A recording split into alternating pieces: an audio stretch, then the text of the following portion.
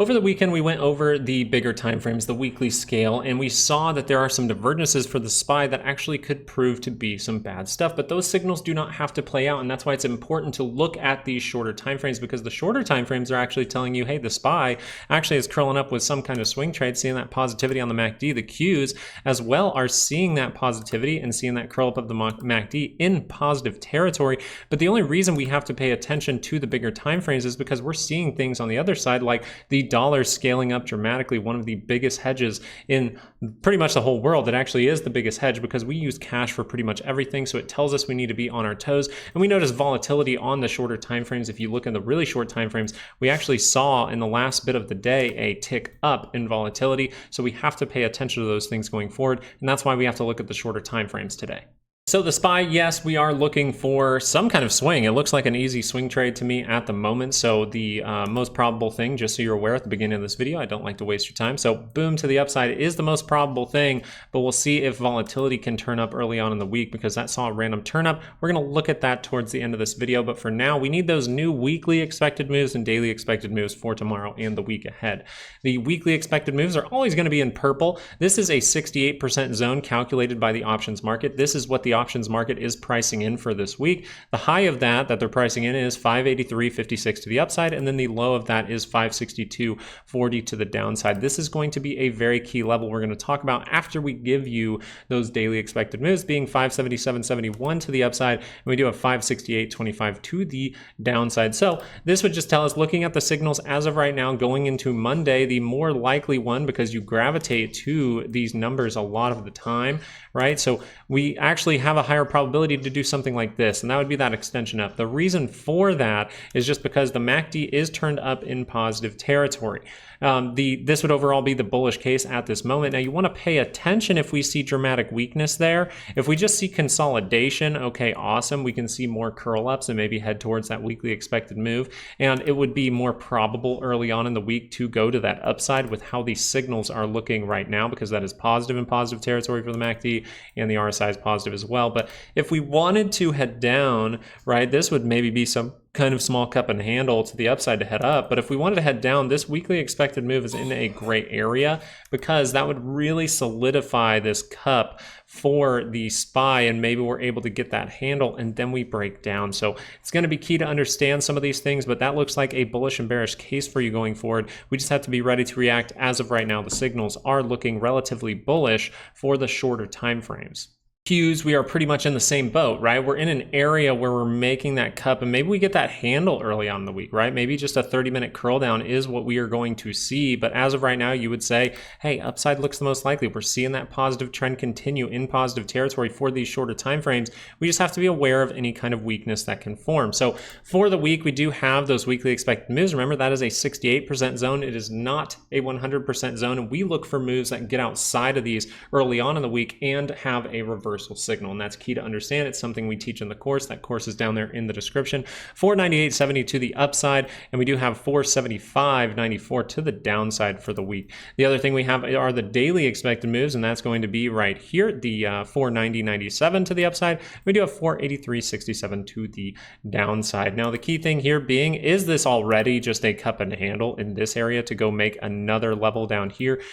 Pretty much what you're looking for here is, right now it's very positive, but if things start to flip, if things start to rotate down, if this MACD crosses down on the 2 hour, then you'd be looking for most likely a test of this level towards 470 to 471. I think this level would be very good to pay attention to. It could be a level that could hold up as some support at this point. So that's what I'd be paying attention to going on into tomorrow. Just to be clear again, the 2 hour is saying that positivity on the 2 hour scale is the most likely option. We could see that even go up to the weekly expected move, and maybe we create some kind of 2 hour divergence. Okay, we do get some data this week. I believe we get CPI this week and some other stuff. So we'll be paying attention to that data with you, and we will be live throughout the week in the mornings. Apple, we were actually talking about this, and this is great because at this high, we were like, this could be some kind of trap at this point. I know it looks like a breakout. It looks super juicy. You're going to the top. You have the cupping. Maybe you made a very small handle. You're going to break out. But we talked about the fact that you do have some hourly divergence and things like that at this level, that if you head down, you could end up back in our zone or a test of 225.84. And we actually cut through 225.84 and ended up on our zone. The best part about Apple is we mentioned that that there were little divergences on the 15-minute here. That led to a bounce, rolled back down. Now you have a 30-minute pretty much double bottom at this level, and that curled up. The reason we're paying attention to that is because the 2-hour can roll up from that, and that hasn't happened yet. So actually Apple is saying that the most likely thing, according to that 30-minute, since it is relatively going positive, right? It's trying to go positive at this moment, that this 2-hour has a good shot to turn up, right? 30-minute divergences lead to 2-hour pops. That's a lot of what we talk about on this channel because it is something we look for easy trade setups. So what you're looking for from Apple is if that 2-hour is able to curl up into positive territory, that would be a good sign. If it fails, right, if this isn't able to curl up early on in the week, you might need to dip down one more time into this zone on the 30-minute in order to see that positivity. If you start to break these lows, it's a little bit more worrisome for something like Apple. Tesla, we were talking about a bounce because of the 30-minute signals, but I want you to notice it is not on the MACD at the same time. So this really is leaning towards just being a bounce that needs, I would say, at least consolidation, or it is at risk of falling one more time. Now, this was able to go positive. You were able to go to a key level where you can really build that structure to head higher. And this move here would pretty much take you all the way up to those highs we experienced last. So this can prove we've seen some resistance in this area, but for the most part, this is playing out. Now, at this moment, if the 30-minute rotated down, you want to be aware if that is going to be a little bit more dramatic, right? We could get some kind of double bottom still down here, but if we're going to create that good structure, I'd be just looking for if that 30-minute can curl up at any time and see if that can confirm to the upside. As we flip over to a 2-hour chart, you can notice that has not crossed, so some kind of consolidation on that 30-minute, and then that 30-minute crosses up. That's pretty much all you would need to really curl up this 2-hour here. So that's something I'm paying attention to for Tesla. Those look like the most likely options for Tesla going forward, and we'll be watching this live because we have to pay attention if that 30-minute shows major weakness, because you've really come to a key level where you have something bearish that can form here, and you pretty much have a cup and handle to the downside. Okay, so there is a way up, there is a way down, that is a great move from Tesla. It did have the RSI divergence that tells us, hey, since it's not on the MACD at the same time, we can see some kind of bounce, but we have to look into that bounce to see, is it going to fade quickly? We look like we're making some kind of cup and handle to the downside here on a 2-hour, but if that 2-hour can really cross up with some 30-minute consolidation, it could mean some good things for Tesla. Amazon was one throughout the week. We were looking for those divergences. You got one here. It wasn't able to curl up a 2-hour. That 30-minute rotates down, and from this bar forward, it really says, hey, negativity is the option here. But you can notice we kind of held those divergences across. We kind of held these divergences across for the MACD and RSI at the same time, which says, hey, this can curl up a 2-hour. We're hitting that key level. And what did we do when we hit that key level? We kind of scooped down, creating that right shoulder. So we actually do have a left head and a right shoulder right now, and I'm just going to assume that that 2 hours turned up because this 30-minute did go a little bit more positive. So you can see the 2-hour was able to turn up here. The only thing about the 2-hour that we can mention on the bear side of things, why you have to watch out for weakness in a move like this for a lower high, is because of the positioning of the MACD. Something we talk about in the course is the positioning of the MACD, and you notice that, yeah, the RSI is going across the center line. This is a great move so far. We saw the basing out signals. That's fantastic. But for the most part, the positioning of the MACD is pretty low, so it's going to take a lot of work to go up and make some kind of divergence. So if you're going to keep heading higher, right, if this is going to remain bullish for quite some time, I would expect us to go up and test these levels, consolidate, and then try to break through. That would be the best way for Amazon to remain healthy and continue to go to the upside. But if in this move we see a little 30-minute divergence and it only gets to here, and then we use these points as resistance, that's when I'd be a little bit worried, because this 2-hour, if it pops up for a little bit of time and curls back down, it will be very close to the center line, close to continuing that negative trend for Amazon.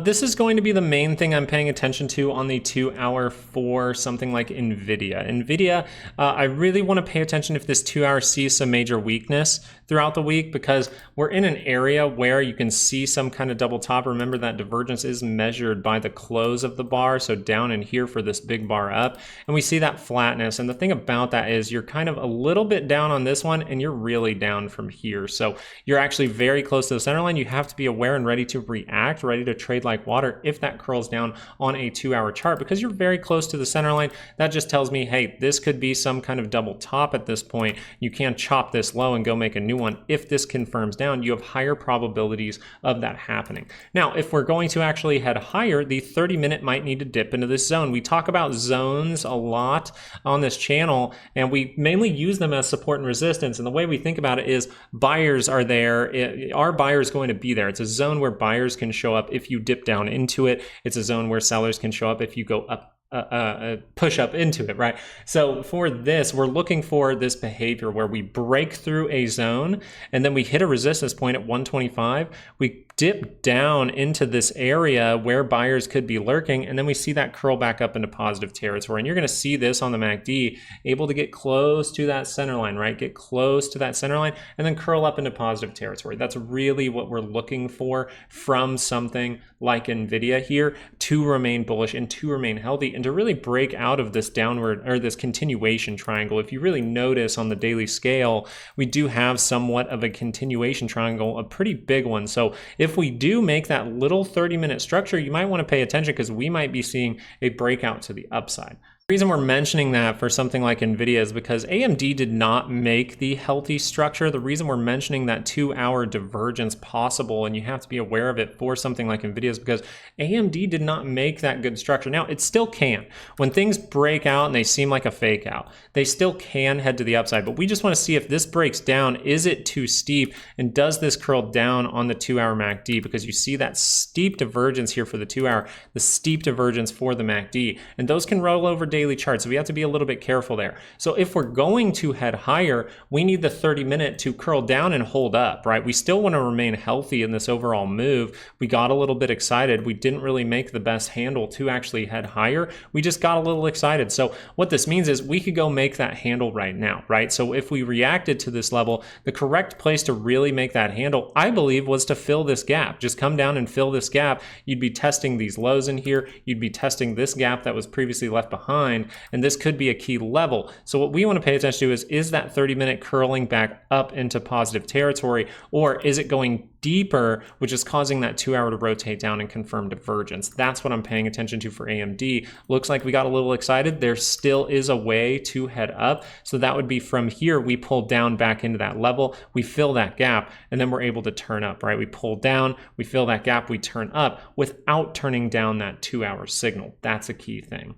Meta, this is a fantastic move. It's fantastic, and it's really, really breaking out to the upside. I mean, we paid attention to this on the macro scale, and it looks just really, really, really good from the bull side, just because when you do have these divergences and signals, it's good to draw some lines out, right? It's good to see that, like, that pathway that it's going in. And whichever way it breaks, you could see that energy distributed, right? We could see some energy here distributed to the upside and see that play out for a solid move. So something like 600, something like 605 is possible for something like Meta. I know that's just a messy measurement, but we mainly pay attention to signals as far as taking profit and looking at those weekly ranges. If you need the weekly range for things like Meta or any stock that we've covered today, look for the Patreon link down in the description. It's $7 a month, and we give you those 68% zones for all of the stocks that we cover on this channel and more. Things like gold, things like DIA, things like Palantir, other things as well, Microsoft, Google. So we cover a lot of them, and they are very, very useful. It's the most useful tool that I've ever used in all of trading,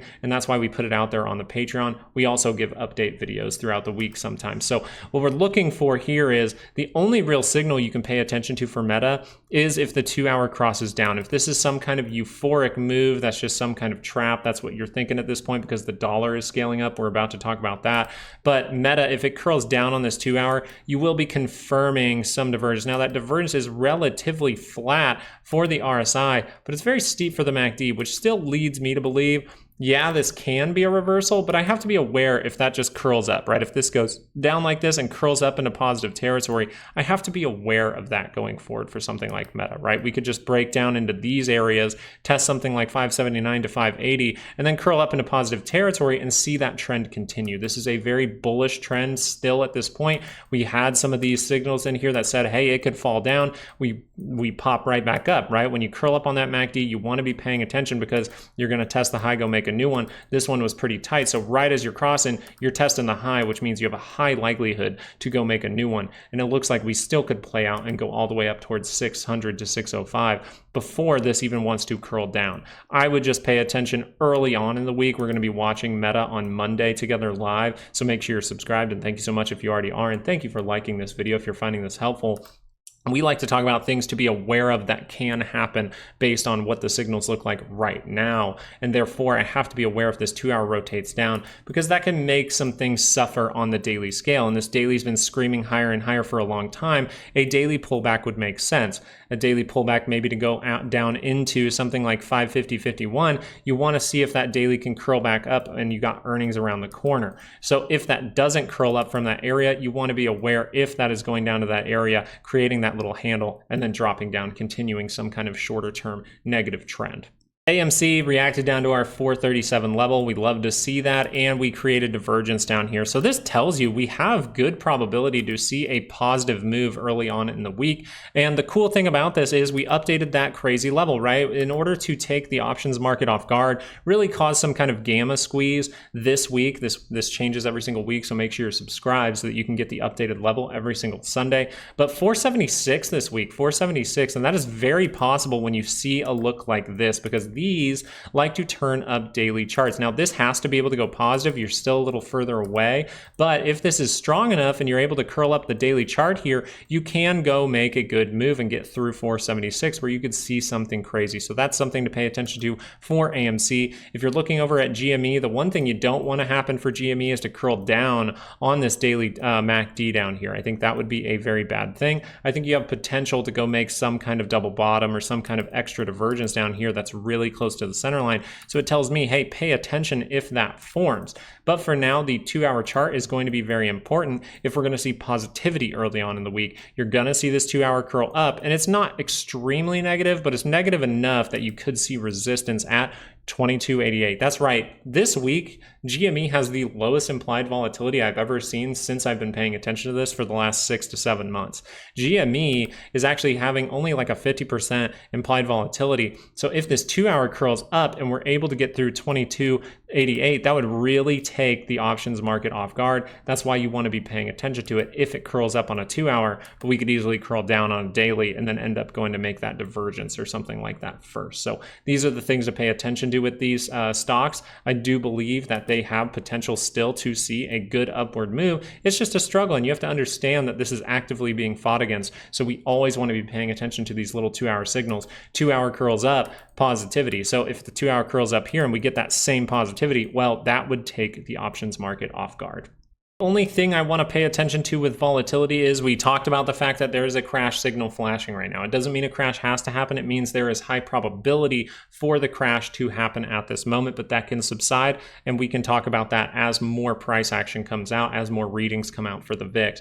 But for the time being, we could see this happen early on in the week. We actually noticed towards the end of the day, literally in the last like 10 minutes, we saw volatility pop, and then it trades, it gives a reading a little bit after market as well, and that actually gapped up just a little bit and sat there. So if we're able to curl up this 30-minute and go positive, we could see volatility cross back above 20. If you get above a reading of, I would say 2060, 2050, then you might have volatility here to stay for quite some time. So that's something to pay attention to for volatility. But I think the main thing that's flashing some red flags out there, some warning signals, is going to be the dollar. The dollar is really just screaming higher, screaming higher, screaming higher, and that 2 hours not pulling back. Now you still have the opportunity for the dollar to pull back, but a lot of the time you'll see kind of like the market goes up with the dollar, and then the dollar kind of like takes over, and the market will catch up by seeing some selling, some kind of rug pull, and then we'll see in this area if the dollar is dropping while the market is dropping to test this zone, because we broke out of this zone very cleanly. Notice that we did not go retest it here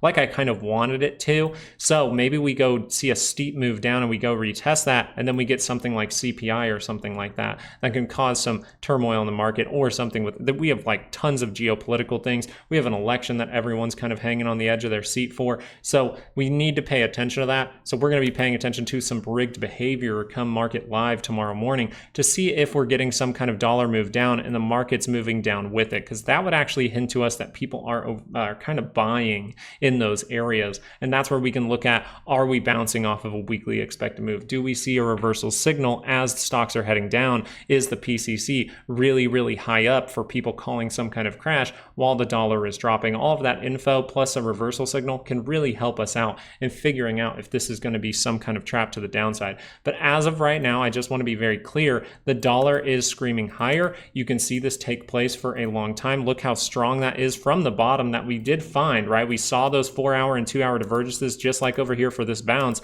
Now we see them again and boom to the upside. So we'll pay attention if this just keeps going. The difference is the market is heading higher and the dollar's heading higher at the same time, and that can take place for a little while before that actually hits the tape. So you got to be on edge just about taking, that's where weekly moves really help, because it will convince you, hey, this is as high up as the market sees this stock going, and we're noticing the dollar is at elevated levels. So it is probably a good time to, if I'm taking a bullish move, I'm probably going to be taking profit a little bit earlier.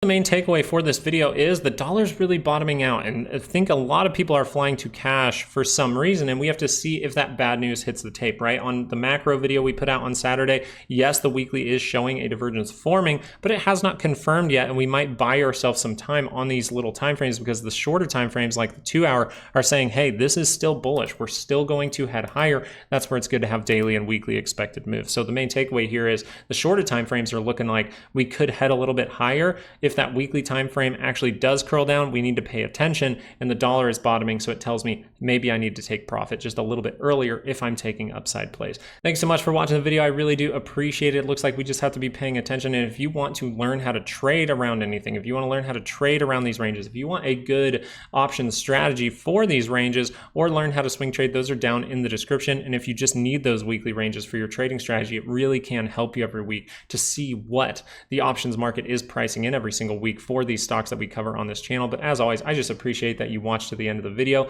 It's very, very nice to see people watching to the end of the video, because sometimes we discuss things at the end that we don't necessarily mention at the beginning, and it can really round out how you think about the market for the entire week. So I really do appreciate it. I hope you guys had a great weekend. I hope you're ready for some trading this week. I know I am, and I just hope you have a good rest of your Sunday. All right, peace.